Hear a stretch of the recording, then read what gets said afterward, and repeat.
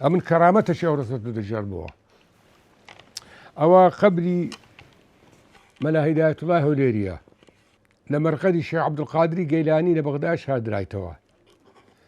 براسي أما نمان دزاني بس دمان زاني دبي شهاد رايتوا لتنيس الشيخ رزاي طالباني ملا عبد الكريم مدرس خدا عافيك لابد نوبان تام بيستي ملا عبد الكريم مدرس بمام يوسفي نشان دابو ما يوسفش أمري خواي كردبو اتر أمن رجش سو ملاي اعتذاري كرد قلت من أول دتانم بيد بلم لتنيش الشيخ رزاي طالبانية ناتانم لقلت بهم اختيار بما أمن وقت موظفهم لأنزومني وزيران كرش من شلوي بو أمن تقاعد بهم لو قاعي استاك بيدين ما مستساعد لقاعي ما مستساعدي مؤتمرك كلا لبو وجهاء العرب أشرافي عرب هات نيرة كرة كلي منش لبي موظف بو قلت أمن راوس تابو بابا كابرايا كات قلت حزة كم تعارف تلقبكم لأخوي لو ميوان أنا تعمل قلت أم فلان نقشبندي قلت نقشبندي قلت بله قلت أبنش والله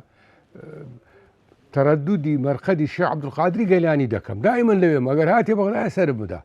ككرة كم هات أو يوم نجي راوة قلت رنز أمن دبي أوي ببينم هات لا قلت والله تكليفكم هي لما أو قبر من وبيني قلت سر ساعة ولا قدرش تلفوني قلت قبر كم ديتي توا تتبي تعملي شبكم قلت ما والله تعملي شبكم أو نص أمن نسيم أو نص كذا ليه هذا قبر المرحوم الملا هداية الله الأربيل النقشبندي من مرادائي من معاصري مولانا خالد النقشبندي وباني التكية الخالدية في أربيل وتم كذا أول شيء لسر ما لو بنسا والله زور بممنوعية لو باني دروس كدوهاتي يستار تشكري دكم بس مع الأسف أمري خوايكت أو يكل كرامة الشيخ كان يعني أو كرامة نبي تسون أو هاكو رودة دا أو شتبه بخوي لخوي الرابي بلا من دبي تعرف تلقبكم وأي أنا أو مزقفت بجوري قانون كوقتي خوي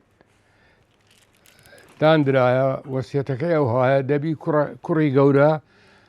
حسب أرشد أبنائه الشيخ محمد سعيدي بيت أخواني يستعيم لحالتي حاضر لبندس بشفي له زانا كأرشد كوريكاك محمدية داوا له زاني دكين إن شاء الله بباشي دي باتسر هل وكبر ديت يسر إن شاء الله نوي هو زاني شر هذا بنسر أما شمو من عائلك بشتواني دبير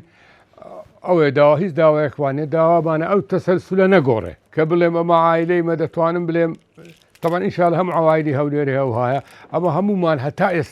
استا بوعد ديك هيت مال محبتك زور لبيد مان هيا يقدري منظور خوش دوي تمنى دكم أو هاي تمنى دكم هم أهلي هوديري هم كردستان أو ها محبته وبرايتي خوشي لبيني أنا بي سك إلا ببرايتي وخوشي اشتك دبي بغي وهي اشتكنا بي خانقای هەولێر تەنها مزگەوت نەبووە بەڵکو شوێنی فێرکردنی قورئان و خواپەرستی و پەناگەیەک بۆ هەژاران و پەیوەندیدار بووە بە ژیانی ڕۆژانەی خەڵک ئەم مزگەوتە تاوەکو ئێستاش بەردەوام دەرگای بەڕووی نوێژخوێن و خواپەرستی خەڵکی شاری هەولێر کراوەتەوە و کاریگەری زۆری هەیە بۆ شاری هەولێر